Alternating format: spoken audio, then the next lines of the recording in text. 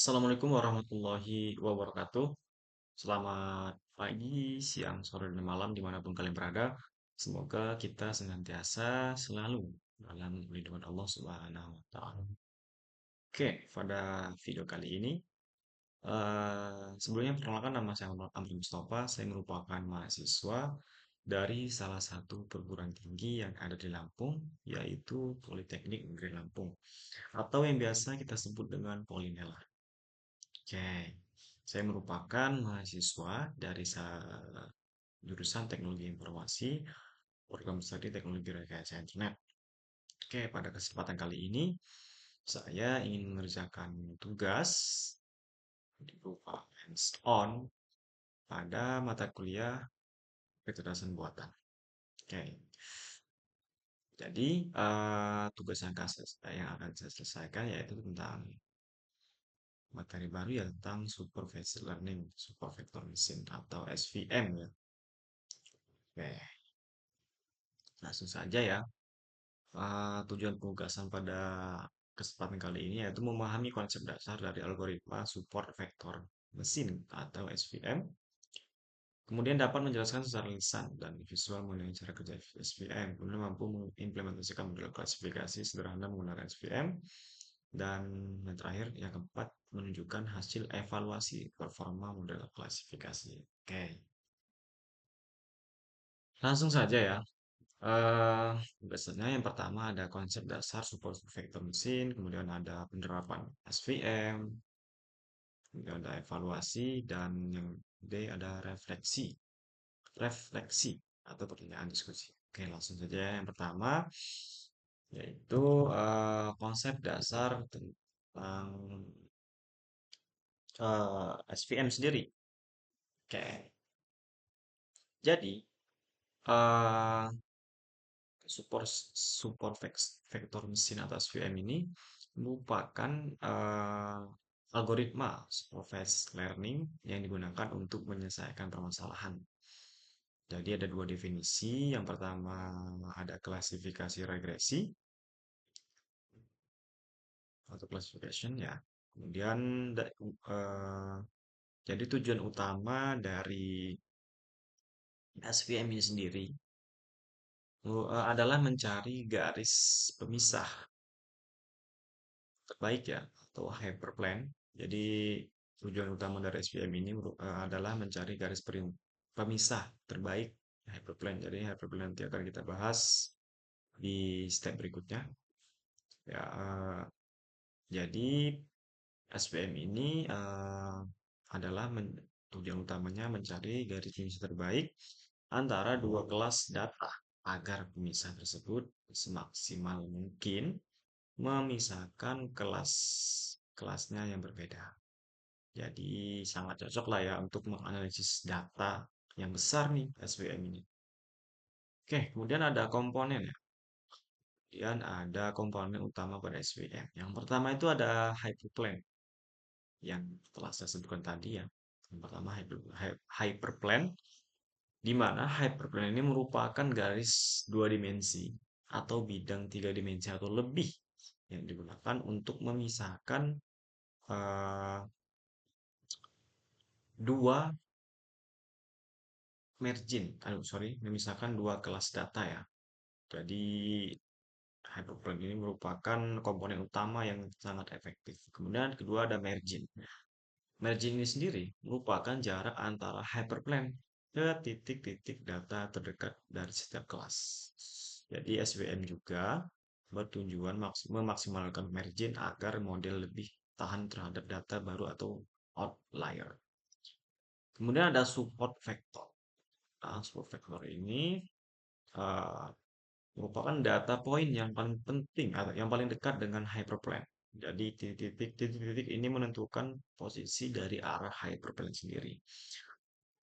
Kemudian support vector ini merupakan komponen yang paling penting karena hanya titik ini yang digunakan dalam proses uh, pelatihan SVM sendiri. Oke. Okay. Kemudian yang tiga ada intuisi SVM. Jadi intuisi SVM ini bekerja dengan prinsip memaksimalkan margin, meminimalkan kesalahan klasifikasi. Jadi pentingnya dalam intuisi SVM ini bekerja sebagai prinsip memaksimalkan margin, meminimalkan kesalahan klasifikasi. Kemudian dengan memaksimalkan margin, model menjadi lebih generik terhadap data baru. Kemudian fungsi dari intuisi ini juga sorry, bahkan jika terdapat beberapa outlier, SVM tetap dapat membuat keputusan klasifikasi yang baik, ya, keputusan yang baik eh, karena mengandalkan supervektor saja. Jadi eh, intuisi ini banyak ya fungsinya ya. Kemudian yang keempat ada kernel trick. Jadi setelah kita menjelaskan tentang konsep dasar, definisi, dan tujuan komponen SVM, intuisi SVM, kemudian yang keempat ada kernel trick. Jadi pada kernel trick sendiri, seringkali data, jadi definisinya itu gini. Jadi seringkali data dan tidak dapat dipisahkan dengan garis lurus non-linear. Jadi fungsi dari kernel ini sendiri digunakan untuk mentransformasikan data ke dimensi lebih tinggi agar dapat dipisahkan secara linear. Jadi, tanpa perlu benar-benar memproyeksikan data secara eksplisit, kernel trick ini menghitung dot product. Jadi selain dari mentransformasikan data, kernel trick ini juga uh, fungsinya menghitung dot produk di ruang-ruang yang lebih tinggi. Jadi apa ya? Kernel trick ini merupakan uh, apa ya? Kernel yang sangat berfungsi untuk menganalisis data pada materi SVM ini sendiri. Oke. Kemudian uh, kernel trick ini banyak nih jenis-jenisnya. Banyak jenis-jenisnya, kemudian banyak fungsi-fungsinya nih. Yang pertama untuk kernel trick ini ada empat ya, misalnya ada empat jenis. Yang pertama itu ada linear. Jadi kernel trick yang linear ini berfungsi. Fungsinya ini sangat cocok untuk data yang linear terpisah. Jadi fungsinya kernel trick linear ini cocok untuk data yang terpisah. Kemudian ada RBF. RBF atau yang biasa atau singkatannya ya Radial Basic Function. Jadi RBF ini sendiri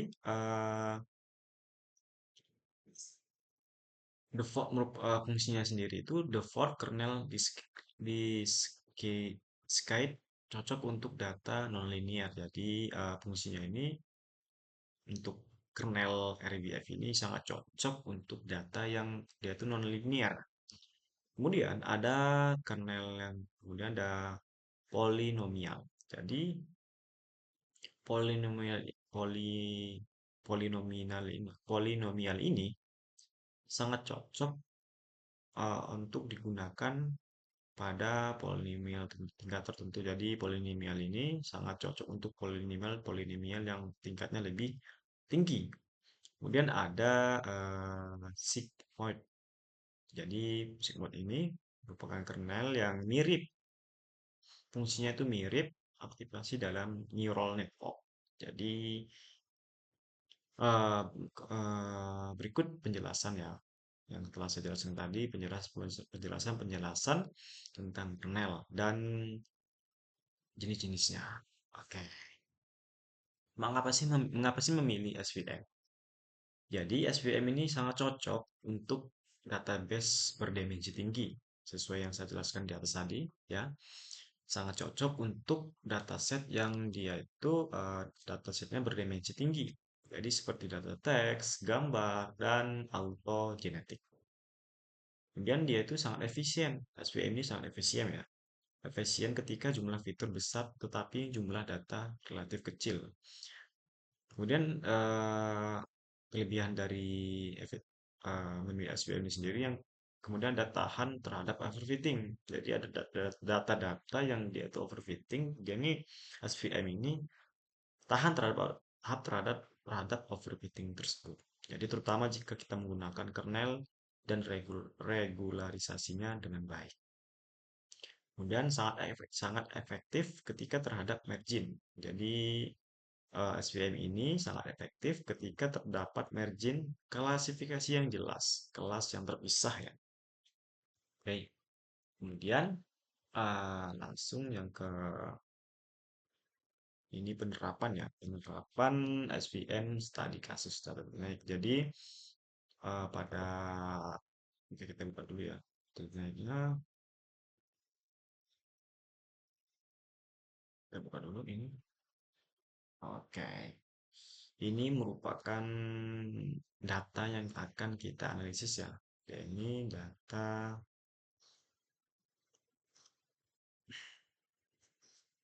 Titanic ya, udah jelas ya. Ini data yang kita gunakan, langsung saja ya. Oke, kemudian yang B ini penerapan SVM. Oke, jadi deskripsi data Titanic ini, targetnya ini provide fitur-fitur pada datasetnya. Langsung saja ya. Oke, jadi pada pada tahap ini kita akan menggunakan algoritma support vector machine atau SVM untuk menyelesaikan permasalahan klasifikasi eh, dataset Titanic ini ya. Jadi yang sangat penting, yang sangat populer dalam dunia data science. Oke. Kemudian ada tahapan implementasi ya. Jadi SVM ini ada beberapa tahapan implementasi yang akan saya gunakan nanti. Jadi langsung saja kita masuk ke programnya yang telah saya buat ya.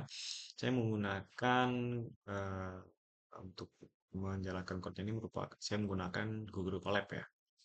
Google Colab. Jadi ini udah saya masukkan code-nya. Kemudian ini ada hasil dari output dan visualisasinya.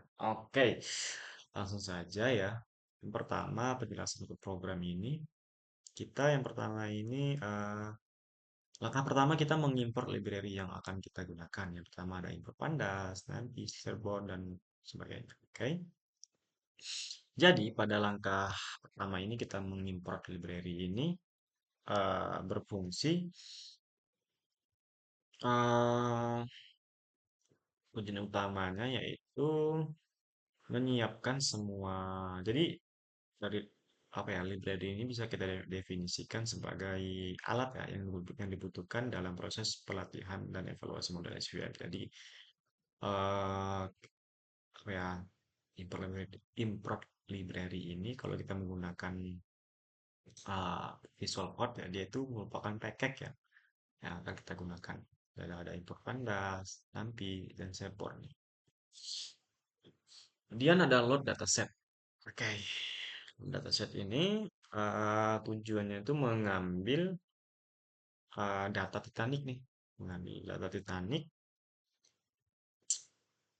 kemudian yang digunakan untuk sebagai input pelatihan. Jadi kita udah mengimport library nih, kita sudah mengimport library, kemudian yang langkah kedua ada load dataset yang bertujuan untuk mengambil data Titanic yang sudah bersih ya untuk atau load dataset atau encoding itu ya. Kemudian yang ketiga ada tampilkan informasi awal dataset. Jadi pada penjelasan ketiga ini kita menampilkan informasi awal dataset ya. Jadi tujuannya ini menghapus fitur yang tidak informatif atau terlalu banyak missing values ya. Kemudian yang keempat ini ada visualisasi awal opsional. Jadi untuk visualisasi awal ini, ya jadi ini sebenarnya ini opsional ya, karena akan saya gunakan untuk presentasi video atau hands-on ini. Jadi tujuan utamanya ini memisahkan input fitur dan output label untuk pelatihan model. Jadi agar kita nanti enak membahas hasil visualisasinya ini, maka saya menggunakan eh, visualisasi agar mudah ya, agar bisa menampilkan gambar. Oke, kemudian yang ketiganya ada seleksi fitur yang digunakan. Jadi yang kelima, oke, sorry, yang kelima ya. Yang kelima ini, jadi penjelasannya. Yang pertama ini fat spreads. Jadi yang kelima ini tujuan utamanya apa ya, menyamaratakan ya, tahu agar apa ya. Jadi tujuan dari uh, code yang kelima ini atau seleksi fitur yang digunakan ini, dia ini fungsi tujuan utamanya menyamaratakan skala agar fitur dengan nilai besar tidak mendominasi model. Jadi sangat penting ya. Kemudian yang keenam ini ada tangani masih missing value. Setelah uh, kita encoding tadi, yang keenam ini menangani missing value. Jadi uh, code yang keenam ini tujuan utamanya itu dia itu memisahkan data agar kita bisa melatih, agar kita dapat melatih data yang tadi itu, kemudian menguji akurasi model dengan skala baru. Jadi sangat fungsi ya, sangat penting ya. Kemudian yang ketujuh ini encoding fitur kategorial. Jadi yang keenam ini, sorry, yang ketujuh ini bertujuan untuk melatih model SVM agar bisa belajar secara data dan menemukan pola klasifikasinya. Oke, kemudian yang ke-8 ini ada memisahkan fitur dan label. Ya, tujuannya untuk performa, mengukur performa model dan mengevaluasi seberapa akurat nih data dan model dalam klasifikasi pada data ini. Oke, kemudian langsung ini scaling fitur ini kita scaling dan sebagainya. Oke, kita prediksi model ini tampilan untuk evaluasi ya. Jadi setelah kita encoding tadi, kita scaling dan kita prediksi dan evaluasi model ya, kita tampilkan hasilnya. Dan yang ke-13 ini visualisasi confusion matrix ya. Sini ada scatter plot ini ya. Ya ini menampilkan hasil visualisasinya. Oke. Sini sudah ada kita ulang ya. Sini sudah ada hasil dari informasi datanya ya. Di sini ada kolomnya, kemudian ada non-non count dan tipe, data tipe ya. Oke, sudah lengkap ya. Kemudian ada statistik deskriptifnya. Oke, ada facts, edge, dan sebagainya ya. Kemudian ada distribusi target. Nah, sesuai dengan tadi ini ya, target utamanya survei set 1 sama dengan selamat, 0. Jadi ini data penumpang ya. Data penumpang, jadi target survei 1 sama dengan selamat, 0 sama dengan tidak selamat. Oke ya, sudah ada target utamanya ya. Kemudian kita ke hasil visualisasinya ya, distribusi penumpang selamat dan tidak selamat. Sudah kita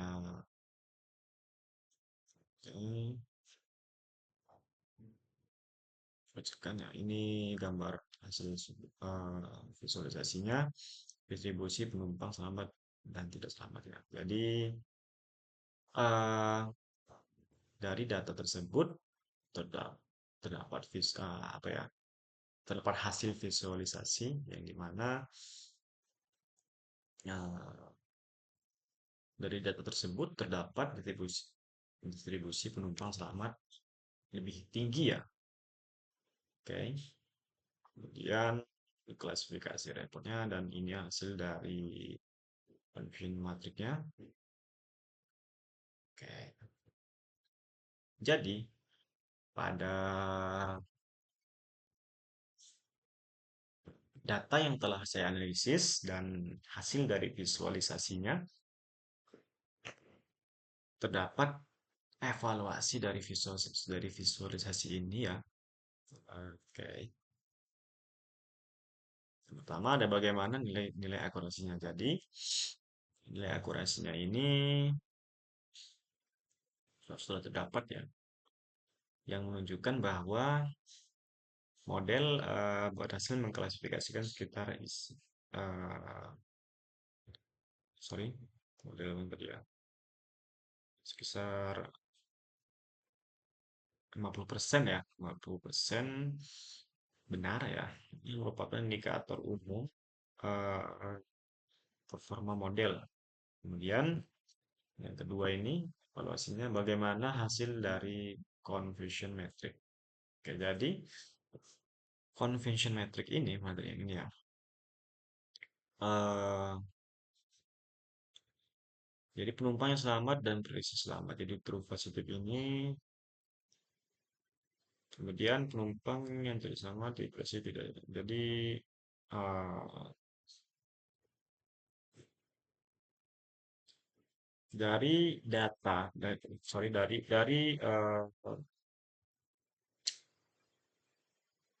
tampilan confusion metric ini bisa kita lihat di mana kesalahan model paling banyak terjadi.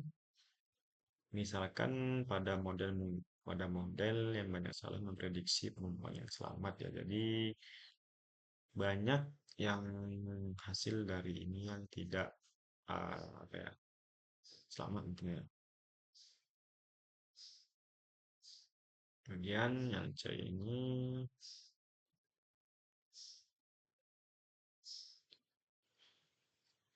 jadi yang bisa kita simpulkan dari sorry ya tadi soal apa yang bisa disimpulkan dari classification report ini, yang bisa kita simpulkan jadi klasifikasi report ini menampilkan yang pertama itu prevision ya, kemudian result, dan yang terakhir adalah score ya, dimana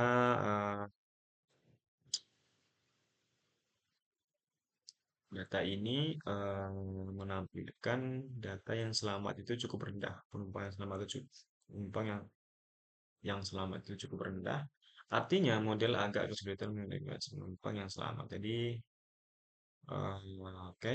Kemudian yang terakhir ini pertanyaannya yaitu refleksi atau pertanyaan diskusi. Jadi yang pertama itu menjelaskan apa yang dimaksud eh, dengan hyperplane ini pada kasus ini. Jadi yang dimaksud dengan hyperplane ini, cek dulu ya. Hmm.